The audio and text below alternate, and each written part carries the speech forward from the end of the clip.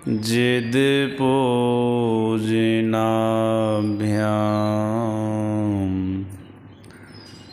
नमो नमः श्री गुरुपादुकाभ्याम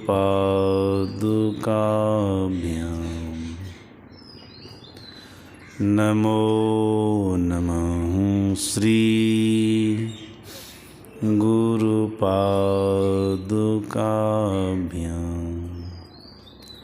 संसार वृक्षमारूढ़ा पतन्ति नरकार्णवे यस्तानुद्धरति शर्वान् तस्मै श्री गुरवे नमः। तस्मै श्री गुरवे नमः। बोलिए प्रेम से श्री सद्गुरु महाराज की जय। इस पावन स्थल पर मंचासीन बुद्धमंगलमय साधु समाज, परम आदरणीय सत्संग प्रेमी महानुभावों तथा आदरणीय माताओं एवं भक्तिमती बहनों, आप सभी लोगों के ऊपर परमात्म स्वरूप सद्गुरु महाराज की असीम अनुकंपा है।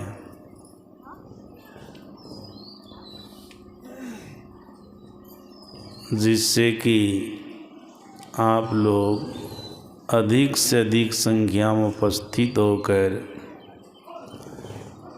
अपने कल्याण की बातों को श्रवण कर रहे हैं।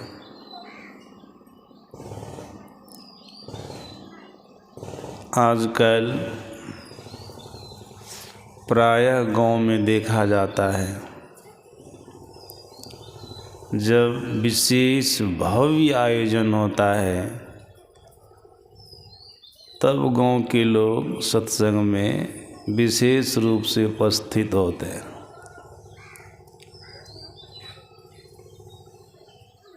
नहीं तो नहीं के बराबर। लेकिन आप लोगों में मैं देखता हूँ उत्साह थोड़ा ज़्यादा है। इस गांव के लोगों के अंदर में सत्संग के प्रति खास करके विशेष उत्साह है। ध्यान में तो कम ही लोग आते हैं, ज़्यादा नहीं आते हैं, लेकिन सत्संग में आते हैं। हमें विश्वास है जो सत्संग में आते रहेंगे एक दिन वे ध्यान में भी आएंगे। गुरु महाराज जी महर्षि मही परमहंस जी महाराज कहने की कृपा की है, जिससे सत्संग छूट जाएगा उससे ध्यान भी छूट जाएगा। कुछ लोग ध्यान में आते हैं, इसका मतलब ये सत्संग भी करते हैं विशेष रूप से। कितने लोग हैं केवल सत्संग में आते हैं, उनको ध्यान से कोई मतलब नहीं है। लेकिन ऐसा एक दिन होगा, ध्यान की महिमा सुनते सुनते वे भी ध्यान करना प्रारंभ करेंगे, वे भी ध्यान में आएंगे। मैं सद्गुरु महाराज जी से प्रार्थना करता हूँ आप लोगों के लिए, जिस तरह से भाव प्रेम श्रद्धा अभी सत्संग के प्रति है, इसी तरह से आप लोगों का यह भाव यह श्रद्धा प्रेम बना रहे और आप लोग विशेष से विशेष रूप में ध्यान में भी भाग लें।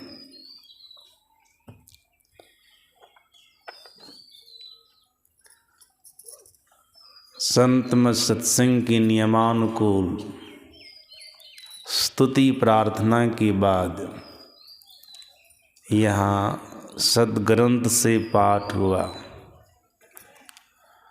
पाठ के अंदर परमात्म स्वरूप सद्गुरु महाराज जी का अमृतमय प्रवचन था। उसमें हम आप सभी लोगों ने श्रवण किया। मानव के लिए प्राप्तव्य वस्तु क्या है, मानव को क्या पाना चाहिए, उनका प्राप्तव्य वस्तु क्या है। पढ़े लिखे लोग तो प्राप्तव्य वस्तु को समझ गए होंगे, जो पढ़े लिखे उतने नहीं हैं वे इस बात को जल्दी नहीं समझेंगे। प्राप्तव्य वस्तु का मतलब होता है पाने वाली वस्तु। यहाँ मानव का, जीव का पाने वाली वस्तु क्या है। महापुरुषों ने कहा और सद्गुरु महाराज जी ने कहा, मानव के लिए, जीव के लिए पाने वाली वस्तु एकमात्र ईश्वर है, परमात्मा है। महापुरुषों ने कहा, खास करके हम लोगों के सद्गुरु महाराज जी ने कहने कृपा की, जीव मानव जीवन भर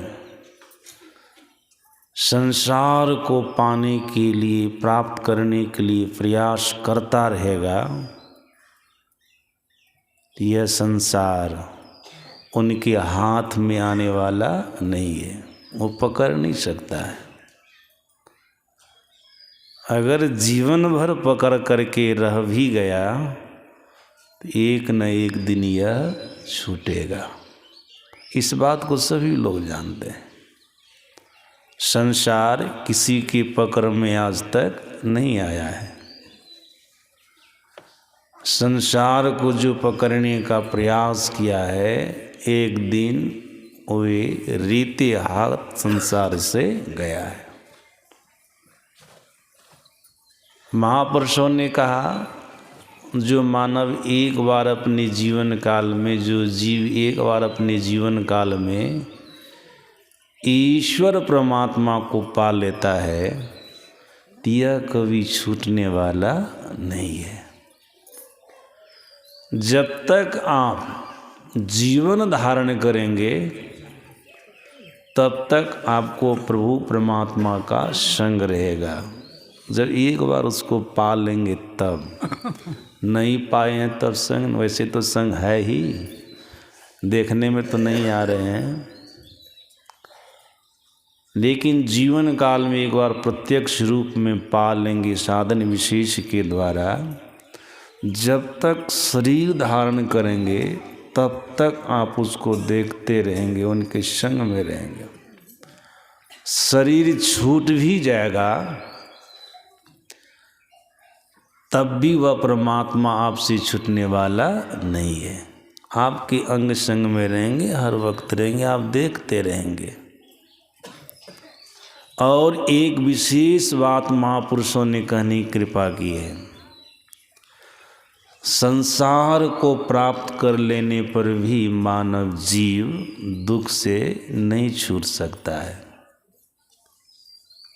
भले संसार में वो पूरे स्थूल संसार का मालिक बन जाए या सूक्ष्म संसार का मालिक बन जाए, स्वर्ग ब्रह्मलोक वैकुंठ लोक का मालिक बन जाए, यहाँ तक का मालिक बन जाने पर भी जीव पूर्ण रूपेण सुखी नहीं हो सकता है, पूर्ण रूपेण सुखी नहीं हो सकता। इस सुख के पीछे दुख लगा रहता है, उनको दुख मिलता रहेगा, कष्ट मिलता रहेगा। लेकिन एक बार अपने जीवन काल में ईश्वर परमात्मा को पालेंगे ना, तो फिर आपके जीवन में दुख नहीं रहेगा। जब तक शरीर धारण करेंगे तब तक दुख नहीं रहेगा, शरीर का परित्याग करेंगे तब भी आपको दुख नहीं रहेगा। संसार में आपको भौतिक पदार्थ कुछ भी नहीं रहेगा न, तब भी आप दुख का एहसास नहीं करेंगे। श्री सद्गुरु महाराज की जय। एक बार भगवान शंकर माता पार्वती को साथ में लेकर जंगल में घूम रहे थे। माता पार्वती की दृष्टि एक महात्मा के ऊपर पड़ी। माता पार्वती देखती हो महात्मा जी धूनी रमाए हुए हैं, लगता है कहीं से आटा मांग कर के लाया होगा, लिट्टी सेक रहा है, खाएगा, खाने के लिए लिट्टी सेक रहा है। महात्मा लोग जो जंगल में रहने वाले होते हैं ना, वो किसी तरह से बना करके खा लेते हैं। घर में रहने वाले गृहस्थ लोग तो बहुत बढ़िया से ना भोजन बना बना के खाते हैं। हम भी लगभग 6 साल तक जंगल में रहे हैं, जैसे तैसे खाए हैं, जैसे तैसे।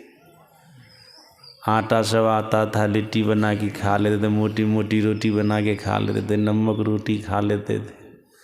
यहाँ पर भी रात में हमको इच्छा हो गई नमक रोटी खाने की, दिए तो कुंदन की माता जी बढ़िया बढ़िया सब्जी बना करके थोड़ा सा खाए, और बाद में नमक मिर्चाई रोटी ये खाए। दिए बढ़िया बढ़िया चीज़ खाने के लिए, ऐसा नहीं उसको भी थोड़ा थोड़ा खाए, लेकिन होता है ना इच्छा हो गई वो खाने के लिए तो खा लिए। जंगल में रहे, स्वामी व्यासानंद जी महाराज थे, मैं भी था वहाँ पर जंगल में, उसमें भिक्षा मांग करके खाना पड़ता था, रहते थे वहाँ। कभी कभी अपना से भी बनाना पड़ता था, खास करके अपराह्न काल के सत्संग में बनाते थे कुछ, सत्संग में नहीं, मतलब खाने के लिए भोजन अपराह्न काल में बनाते थे। उस समय मोटी मोटी रोटी बना लेते थे, या गेहूं का घट्टा जो भी पशु को खिलाते हैं ना, वो भी बना के खा लेते थे। मकई का घट्टा खाते थे। आप कहीं से लाते थे कहाँ से, तो पंजाब से भक्त लोग आता था, वो सब दे देते थे। सज्जनों, माता पार्वती देखती है कि ये महात्मा जी लिट्टी सेक रहा है, कहीं से आटा मांग करके लाया होगा। देखते हैं बदन पर वस्त्र नहीं है, गुप्तांग को वृक्ष की छाल से ढका है, लेकिन भोलेनाथ का भक्त है ऐसा लग रहा है, लेकिन दरिद्र है, कंगाल है। इस पर कृपा करना चाहिए, इसको कुछ धन दे देना चाहिए। भगवान भोलेनाथ को माता पार्वती कहती है, प्रभु ये आपका भक्त लग रहा, आप इसको कुछ दे दीजिए, बड़ा दुखी है, कहीं से आटा मांग के लाया होगा, लिट्टी सेक रहा है, इनकी कंगाली को दूर कर दीजिए, दरिद्री को दूर कर दीजिए। भगवान शंकर कहते, देवी ये महात्मा जी भीतर से कंगाल दिखते, लेकिन भीतर से मालूम माल है, भीतर से मालूम माल है। बेस कैसा भी रहे, पर जिसका ऊंचा ख्याल है, बाहर से दीन दिखे लेकिन भीतर से मालो माल। ये भीतर से मालो माल है, संसार के भौतिक पदार्थों को पाकर के मालो माल नहीं है। जो संसार को बनाने वाले ईश्वर हैं, परमात्मा, उनको पाकर के मालो माल है, याद रखिएगा। उनको पाकर के, मैं आपको सुनाया ना, सांसारिक भौतिक पदार्थ कितनों आपको हो जाए तो आपके अंदर में और कुछ पाने की इच्छा रहेगी। जहाँ इच्छा है वहाँ पर लोग सुखी हो सकता है। काम अच्छत सुख सपने हो नहीं, कामना के रहते, इच्छा के रहते कोई सुखी नहीं हो सकता है। काम अच्छत सुख सपने हो नहीं। लेकिन जो साधु संत भक्त ईश्वर परमात्मा को पा लेते हैं ना, वो पूर्ण काम हो जाते हैं, उनको और कुछ पाने की इच्छा नहीं रहती है। भले बाहर से गरीब है, दीन दुखी लगते हैं देखने में, ये कंगाल हैं, ये दाने दाने के मुहताज हैं, लेकिन भीतर से मालो माल होते हैं। माता पार्वती बार बार आग्रह करती है, आपका भक्त है, आप इस पर कृपा कीजिए, इसकी कंगाली चली जाएगी, इसकी दरिद्री चली जाएगी। भगवान शंकर ने कहा, देवी हमको तो नहीं बुझाता कि ये दरिद्र है, कंगाल है, लेकिन तुमको समझ में है, तो बारंबार आग्रह करती है, तो चलो मैं उसको कुछ दे देता हूँ, कुछ दे देता हूँ। भगवान शंकर गए, महात्मा जी के पीछे से कहते हैं, महात्मा जी भिक्षाम देहि भिक्षाम देहि भिक्षाम देहि। कोई बात लेकर नहीं जाएंगे महात्मा के पास, तो भिक्षा के ख्याल से गए, देना है उनको। महात्मा जी भी ऐसे शक्कर से लिट्टी जो सेक रहे थे ना चिमटा से, उठाए लिट्टी, बोले लो कौन मांग रहा है, दे दी भगवान शंकर को, ऐसे देखो वो नहीं किए, लो कौन मांग रहा है। भगवान शंकर ले लिए, मांगने गए थे ले लिए। उसके बाद कहते हैं, महात्मा जी थोड़ा पीछे मुड़ के देखिए कौन आया आपके द्वार पर, आपके कुटिया के प्रांगण में कौन आया, देखिए। देखते हैं ना मुड़ करके, साक्षात भोलेनाथ है जो जगत के पिता है, साक्षात जगत जननी माता पार्वती है। महात्मा जी भीतर से गदगद हो गए। जिन ब्रह्म को, शक्ति को मैंने भीतर में दर्शन किया, वो तो बाहर में भी आ गए, भीतर से गदगद हो गए, प्रसन्न हो गए। खड़े होकर के साष्टांग फिर प्रणाम किए उनको। भगवान शंकर माता पार्वती आशीर्वाद दिए। अब भगवान शंकर कहते हैं, महात्मा जी जगत जननी पार्वती को आपको देख करके बहुत दुख हुआ है, आपकी दयनीय अवस्था है, दरिद्री अवस्था है, कंगाली अवस्था है, इनको रहा नहीं गया। ये हमको बोली उनको कुछ वरदान देने के लिए, मैं आपको कुछ वरदान देना चाहता हूँ जिससे आपका सांसारिक जीवन सुख से बीते, मांगिए वरदान। तब देखिए महात्मा क्या कहते, भोलेनाथ आप तो अंतर्यामी महापुरुष हैं, हमारी क्या अवस्था आप जान ही रहे हैं। भले संसार का भौतिक पदार्थ हमारे पास देखने में कुछ भी नहीं आ रहा है, आपकी कृपा हमारे ऊपर है, एक बार चुटकी बजा दूंगा न, तो जो चाहूँगा सो हो जाएगा, जो चाहूँगा सो हो जाएगा। यहाँ पर अष्टसिद्धि की प्राप्ति है, नवनिधि की प्राप्ति, कहना क्या है, लेकिन हमको संसार में प्रपंच बढ़ाने की इच्छा नहीं है कि संसार में प्रपंच बढ़ाऊँ। बस मकड़ा की तरह, मकड़ा अपने मुंह से जाला फैलाता फिर उसी में फंस जाता है, मैं मकड़ा की तरह प्रपंच करूं और फिर उसी में जा कर के फंस जाऊं, ऐसा हमारा ख्याल नहीं है। प्रभु आपकी कृपा से भीतर में ऐसा सुख पाया हूं न, वैसा सुख संसार के किसी भी पदार्थों को पाने पर मिलने वाला नहीं है। हमको कोई भी वरदान नहीं चाहिए, हमको कुछ भी नहीं चाहिए, आपकी कृपा से जो होना था सो हो गया, जो होना था सो हो गया।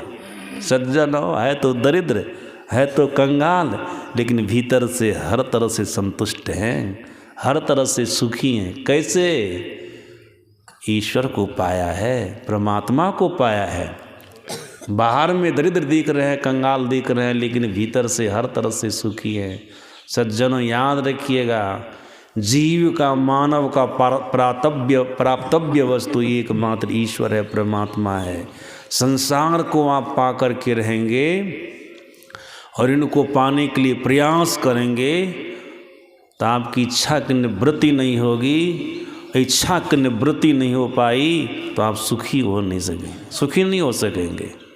लेकिन ईश्वर परमात्मा को पालेंगे अपने जीवन काल में, जबकि आपका प्राप्तव्य वस्तु वही है, पाने वाली वस्तु वही है, उसको पालेंगे ना तो फिर आप पूर्ण काम हो जाएंगे।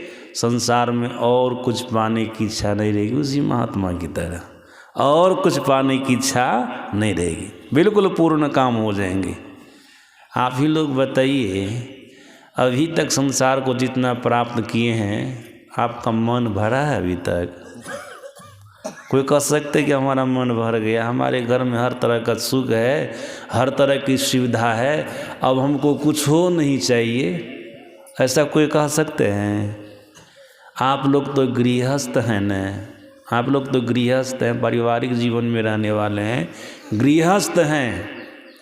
सज्जनों, साधु वेश में भी याद रखिएगा, जो साधु बन गए ना, बैरागी बन गए, महात्मा बन गए, साधु वेश में भी रहने वाले जो महात्मा ईश्वर परमात्मा को नहीं पाया है ना, उनको भी कितनों संपत्ति हो गई है तो उसका मन भरता है। बढ़िया से बढ़िया आश्रम बना लेता है अपना नाम से, अपनी ज़मीन खरीद करके। आश्रम के अंदर में सारा सुख, सारी सुविधा रहती है, एक से एक गाड़ियाँ हैं उनको चढ़ने के लिए। आप पूछिए अब कुछ होना नहीं चाहिए आपको, तो वही कहेगा नहीं और एक जगह आश्रम बनाएंगे। ये गाड़ी पुरानी हो गई है या कई साल तक चढ़ लिए हैं, गाड़ी भी दूसरी लेनी है। देखिए ना, ये भी पूर्ण काम नहीं हो पाए हैं, ये भी संसार के भौतिक सुख को प्राप्त करके अतृप्त हैं। सज्जनों, तृप्त तो तभी होगा जब जिस जीवन काल में ईश्वर परमात्मा को पालेंगे, बिल्कुल पूर्ण काम हो जाएंगे, उनको और कुछ पाने की कामना नहीं रहेगी। मैं आप लोगों को कल सुनाया था ना, अपना 35 वर्ष का अनुभव सुना रहा हूँ। एक से एक महापुरुष के पास में रहा, जिनको दुनिया के लोग संत कहते हैं, विशेष महापुरुष कहते हैं, लेकिन संग में रह करके देखा तो पता चला कि नहीं, मतलब इनके भी अंदर भी कामना है। तो कामना है जिसका मतलब है वहाँ तक अभी नहीं गए हैं। कहाँ तक? ईश्वर तक। ईश्वर का जो साक्षात्कार ज्ञान होना चाहिए सो अभी तक नहीं हुआ। अगर होता ना तो फिर उसी महात्मा की तरह हो जाते, नहीं अब हमको कुछ भी नहीं चाहिए, संसार का भौतिक पदार्थ कुछ भी नहीं चाहिए, वो पूर्ण काम हो जाते। सद्गुरु महाराज जी कहते हैं, जीव का प्राप्तव्य वस्तु, मानव का प्राप्तव्य वस्तु ईश्वर है, परमात्मा है। सज्जनों, ईश्वर परमात्मा के लिए नचिकेता को यमराज ने कहा था वो कैसा है, फिर उसको पाने पर जीव की क्या अवस्था रहती है, सुनिए। यमराज का वचन है, ओ शरीरम शरीरे स्व नवस्थे स्वस्थितम महांतम विभुमात्मानम मत्वा धीरो न शोचति। यमराज का वचन है। ईश्वर के लिए क्या कहते हैं यमराज?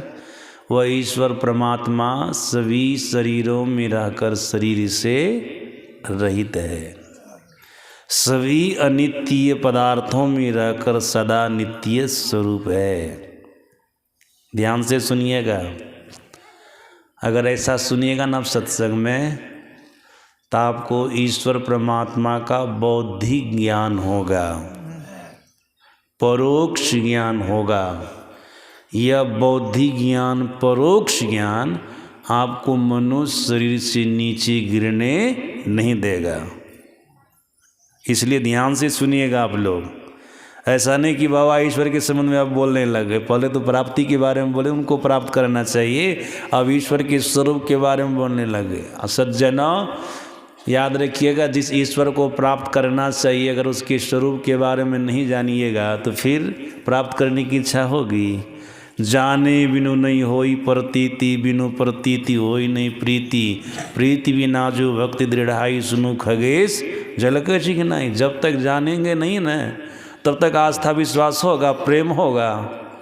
जब आस्था विश्वास प्रेम नहीं होगा तो उनकी भक्ति आप कीजिएगा, अब भक्ति नहीं कीजिएगा तो उसको पा सकिएगा नहीं, इसलिए उसको जानना बहुत जरूरी है। देखिए क्या कह रहे हैं नचिकेता को यमराज, वह ईश्वर परमात्मा सभी शरीरों में रहकर शरीर से अलग है, सभी अनित्य पदार्थों में रहकर सदा नित्य स्वरूप है। यह बौद्धिक ज्ञान आपको हो रहा है, ये परोक्ष ज्ञान है।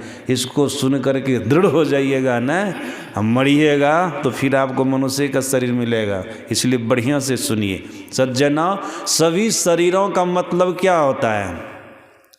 मनीषियों ने, महापुरुषों ने इसका दो भाव निकाला है। इसका पहला भाव यह है कि 84 लाख प्रकार के शरीरों में रहकर वह परमात्मा उससे अलग है। और दूसरा भाव क्या है? हम आप जानते हैं कि 5 शरीर होते हैं, स्थूल शरीर, सूक्ष्म शरीर, कारण शरीर, महाकारण शरीर और केवल शरीर।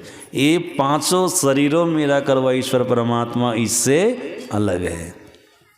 सज्जनों, फिर अनित्य पदार्थ क्या है? जिसमें रह करके ईश्वर परमात्मा उससे अलग है, नित्य स्वरूप है। का अनित्य पदार्थ, संसार के जितने पदार्थ, भौतिक पदार्थ है, सब के सब अनित्य पदार्थ है, सब के सब अनित्य पदार्थ हैं। लेकिन इसमें परमात्मा है। इसमें कौन है? परमात्मा है। सज्जना, अनित्य पदार्थ का और शरीर का नाश होगा, लेकिन इसमें रहने वाला जो परमात्मा, उसका कभी नाश नहीं होगा, उसका कभी किसी काल में नाश नहीं होता है। इसलिए ईश्वर परमात्मा को अविनाशी कहा गया है, त्रिकालवादी तत्व कहा गया है, जो तीनों कालों में एक समान बना रहता है। भूतकाल में जैसा था वैसा भी वर्तमान काल में है, अब भविष्य में भी वैसा ही रहेगा, भविष्य में भी वैसा ही रहेगा। जो तीनों कालों में एक समान रहे, जिसका अभाव किसी काल में न हो, वह ईश्वर है, परमात्मा है। सभी चीज़ों का नाश होगा, लेकिन सभी चीज़ों में रहने वाले ईश्वर का कभी नाश नहीं होगा। नचिकेता ने यमराज से पूछा, हे यम देवता, जो ईश्वर परमात्मा सभी शरीरों में रह करके शरीर से रहित है और सभी अनित्य पदार्थों में रह करके सदा नित्य स्वरूप है, अगर कोई इसको जान लेता है तो उनको फल क्या मिलता है? जानना तो उसी को है। सज्जनों, ये तो परोक्ष रूप में जाने ना, यहाँ पर अपरोक्ष रूप से जानने की बात हो रही, प्रत्यक्ष रूप में। यमराज से नचिकेता पूछता, अगर प्रत्यक्ष रूप में ईश्वर परमात्मा को जीवात्मा जान लेता है, उसको प्राप्त कर लेता है, जो जीवात्मा के लिए प्राप्तव्य वस्तु ईश्वर परमात्मा है, उसको जान लेता है हकीकत में, जिसके बारे में सत्संग में सुना उसको जान लिया। मतलब जिस परमात्मा के बारे में सत्संग में सुना, ध्यान करके उनको जान लिया, अभ्यास करके उनको जान लिया, तो उनको फल क्या प्राप्त होगा? देख कितना बढ़िया बोल रहे यमराज। यमराज कह रहे हैं, हे नचिकेता, ईश्वर परमात्मा को प्रत्यक्ष रूप में जानने वाला जीवात्मा सभी प्रकार के शोकों से, सभी प्रकार के दुखों से मुक्त हो जाता है। सज्जनों, संसार के कोई भी प्राणी है जो शोक चाहता हो, दुख चाहता हो? कोई शोक नहीं चाहता, कोई दुख नहीं चाहता है। लेकिन यमराज स्वयं बोल रहे हैं नचिकेता को, जो ईश्वर परमात्मा को अपने जीवन काल में जान लेता है न, अपरोक्ष रूप में, प्रत्यक्ष रूप में, उनके जीवन से शोक चला जाता है, उनके जीवन से दुख चला जाता है। सुंदरतन गुरु महाराज जी के प्रवचन में, दुख को मिटाने के लिए लोग सुख को पाने के लिए अनेक प्रकार के दुखों को सहते हैं, लेकिन किसी के जीवन में वो सुख आता है जो तृप्तिदायक हो? नहीं आता है। कष्ट तो उठाता है, लेकिन जैसा सुख वो चाहता है वैसा सुख उनके जीवन में नहीं आता है। लेकिन नचिकेता को यमराज बोल रहे हैं, एक बार कोई ईश्वर परमात्मा को अपने जीवन काल में पा ले, तो फिर उनके जीवन में किसी भी प्रकार का शोक नहीं रहता है। और एक विशेष बात बता दिए हैं, यमराज नचिकेता को कहते हैं, जो ईश्वर परमात्मा को एक बार जानता है ना, वो मृत्यु के मुख में जाने से भी बच जाता है, मृत्यु के मुख में नहीं जाता है। आप लोग सुने ही होंगे सत्संग में कभी न कभी। ये हमारे शिवनारायण बाबा थोड़ा अध्ययन किए बढ़िया ना, कल में आप लोगों को सुनाया था ना। आज मन संचालक महोदय शंकर बाबू, नहीं ना, वही ना है, हमारा नाम लिए कि विशेष रूप से सुनेंगे। थोड़ा सा भी इनके मन में दुख नहीं हुआ भीतर से? अच्छा, हंस दिए थे, सब सुने थे ना, हंसे जो थे ये। प्रसन्न है। कितने महात्मा लोग तो जलने लग जाते हैं, लेकिन ये जलते निजनकार आदमी है ना, विद्वान है। कल इनके नाम में स्वामी जोड़ दिए ना तो तुरंत मना कर दिए, स्वामी मत जोड़िए। देखिए संयमित जीवन है नहीं कहा, ऐसा होना चाहिए साधु को, अपने आप में केंद्रित होना चाहिए, कंट्रोल होना चाहिए। खूब मान प्रतिष्ठा होने लग जाए तो अहंकार में फूलना नहीं चाहिए, नहीं तो अहंकार से सब कुछ विनसे। गुरु महाराज की वाणी में अहंकार, किसी को भी अहंकार नहीं आना चाहिए, सबको साधु महात्मा को और केंद्रित होना चाहिए। उनका प्रभाव समाज के ऊपर पड़ता है ना। एक एक व्यवहार पर ख्याल रखना चाहिए, एक एक व्यवहार पर। सत्संगी को भी एक एक व्यवहार पर ख्याल रखना चाहिए, एक एक व्यवहार पर। सज्जनों, ये बाबा तो विद्वान हैं, आप लोगों को सुनाए होंगे, और बहुत सारे बाबा लोग यहाँ पर आए, आप लोगों को सुनाए होंगे। ये नचिकेता को यमराज ने कहा था कि जीव मृत्यु के मुख में जाने से कैसे बचता है। कहा जो ईश्वर परमात्मा इंद्रियों के पकड़ में नहीं आता है, आत्मा के पकड़ में आता है, एक बार उसको आत्मा के माध्यम से कोई पकड़ लिया है। किसको? ईश्वर परमात्मा को एक बार आत्मा के माध्यम से पकड़ लिया है तो जीवात्मा फिर मृत्यु के मुख में नहीं जाता है। श्लोक है, और शब्दम स्पर्शम रूपम अव्ययम तथा रसम नित्यमगंधवच्यत अनाद्यनंतम महतः परम ध्रुवम निशायत्र मृत्यु मुखात प्रमुच्यते। श्लोक है। यमराज कह रहे हैं वो ईश्वर परमात्मा और शब्द के द्वारा पकड़ में आने वाला नहीं है। ऐसा नहीं कि पुकारे और आ गए, वो शब्द के पकड़ से दूर है। मस्पर्श, उसको कोई हाथ से नहीं छू सकता। मैं आपको पहले सुना दिया, वो इंद्रियों के पकड़ में आने वाला नहीं। गुरु महाराज जी ने कहा वो इंद्रिय गम्य नहीं है, वो आत्मगम्य है। स्वयं यमराज ने कहा स्वयंभू परमात्मा ने इंद्रियों को बहिर्मुखी बनाया है। इंद्रियां बाहर की वस्तुओं को ग्रहण कर सकती है, अंतरात्मा को नहीं। अंतरात्मा को ग्रहण नहीं कर सकती है। परां चिखानी व्यत्रिनत स्वयं भोज तस्मात् परांग पश्यति नान्तरात्मन कश्चित धीर प्रत्यगात्मा नमोक्षा दावृत चक्षुरमृतत्वमिच्छन।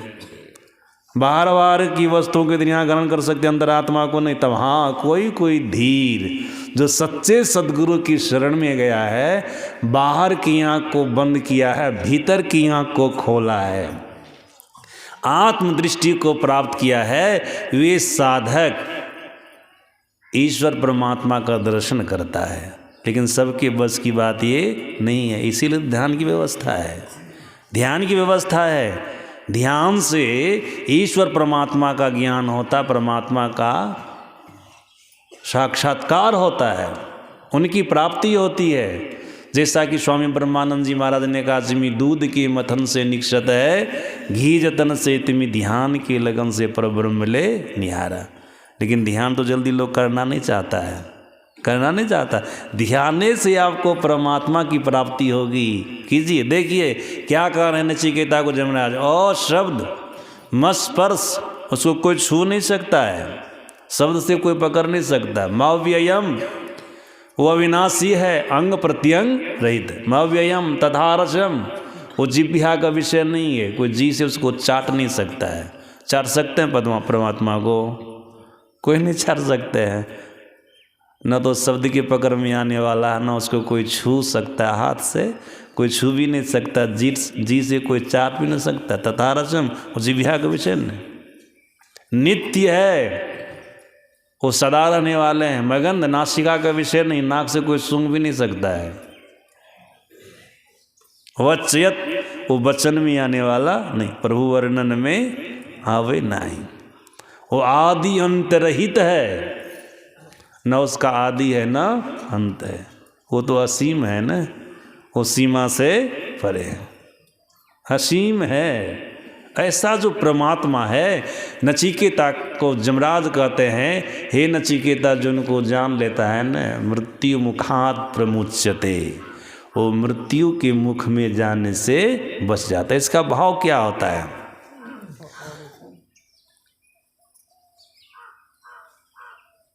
इसका भाव क्या होता है? अमर हो जाता है। इसका मतलब हुआ वो अमर हो जाता है। इसका मतलब होता है वो अमर हो जाता है। मृत्यु के मुख में होकर के जो जाता है वो यमपुरी जाता है, लेकिन जो मृत्यु के मुख में नहीं गया है, ईश्वर परमात्मा को जीवन काल में जान लिया है, मृत्यु के मुख में नहीं गया है, सज्जनों, वो परमात्मा के लोक में जाता है, वो ईश्वर के लोक में जाता है। ईश्वर परमात्मा को जानने वाला जीवात्मा मृत्यु का ग्रास नहीं बनता है। श्लोक को पूरा सुन लिए ना आप लोग।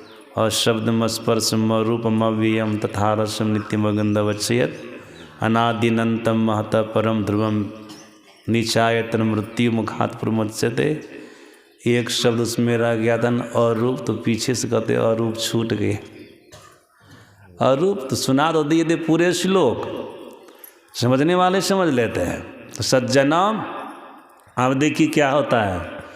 यमराज कह रहे हैं ईश्वर परमात्मा को जानने वाला जीवात्मा मृत्यु के मुख में नहीं जाता, तब कैसे जाता है? भागवत महापुराण को पढ़िएगा तो आपको पता चलेगा।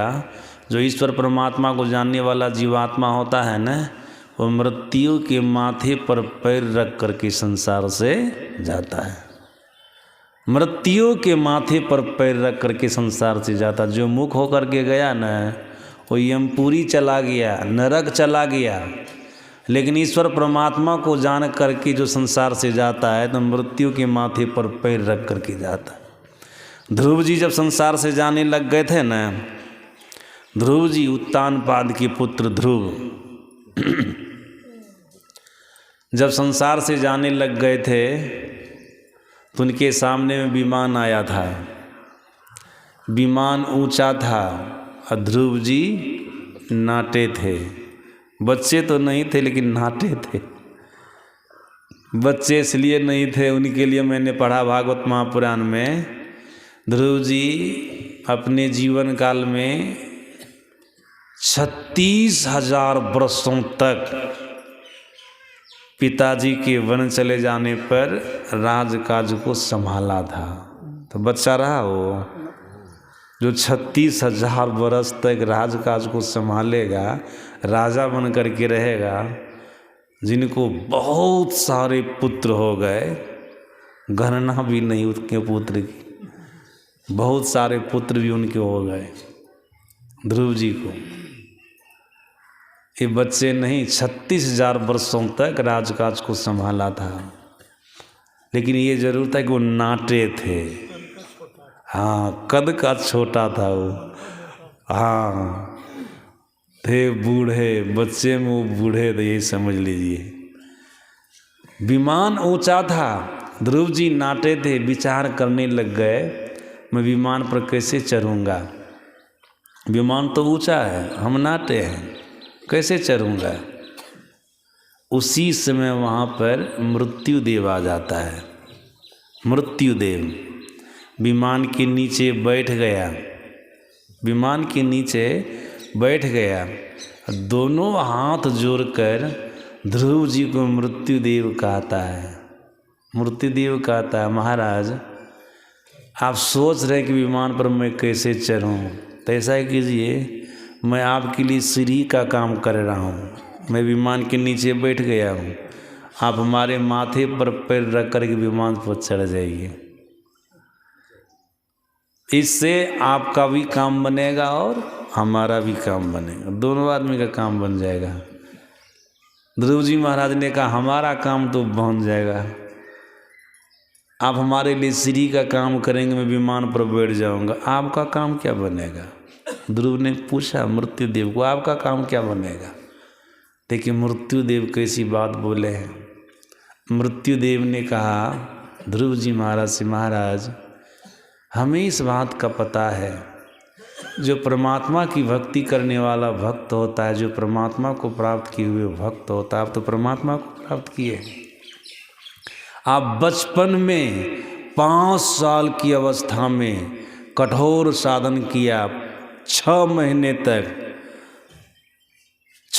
तक कठोर साधन किया, जो निर्गुण निराकार ब्रह्म था उनको सगुण साकार रूप में प्राप्त कर लिया।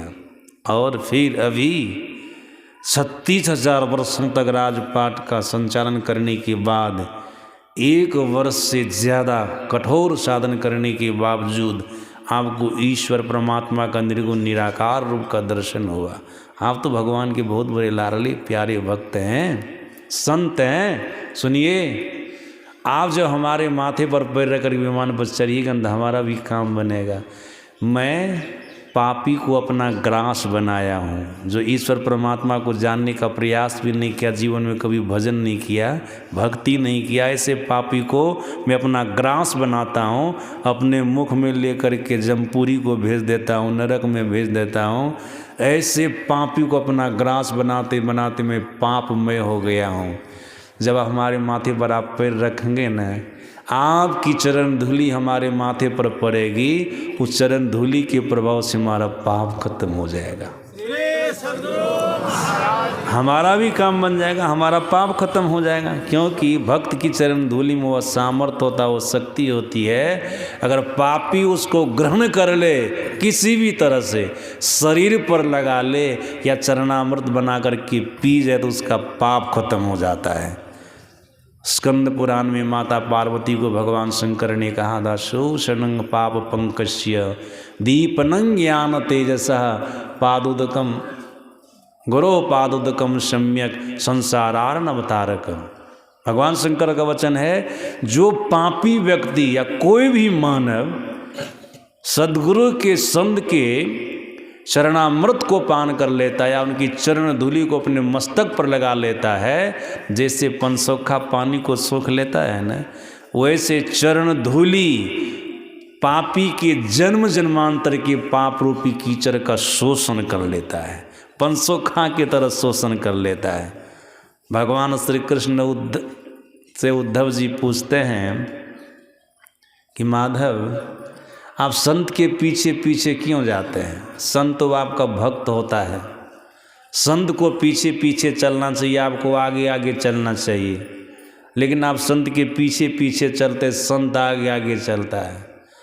भगवान कृष्ण ने कहा, इसमें कारण है कि का कारण क्या है? का कारण यही है, संत बिल्कुल विशुद्ध होते हैं, पाप से रहित होते हैं, अपने जीवन काल में कभी पाप नहीं करते हैं।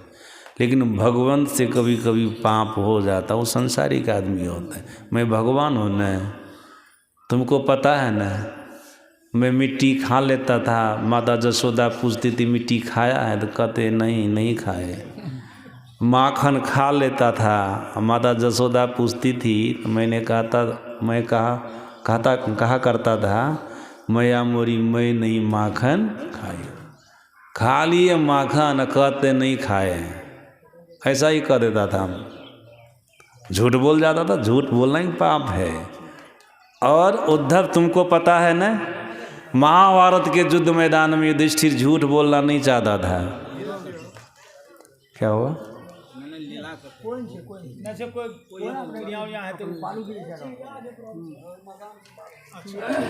हाँ, से चिड़िया को आने दीजिए, चिड़ियों को सत्संग सुनने दीजिए ना। सब देखिए, भूत प्रेत पशु पक्षी कीड़े मकोड़े देवी देवता सब आते हैं ना सत्संग में, सब आते हैं। हम आपको देखने की आँख नहीं देखते हैं। कोई कुत्ता देखिए आता है ना, कितनों भागेगा, नहीं भागेगा जल्दी। कोई पशु को भगाइए, नहीं भागेगा।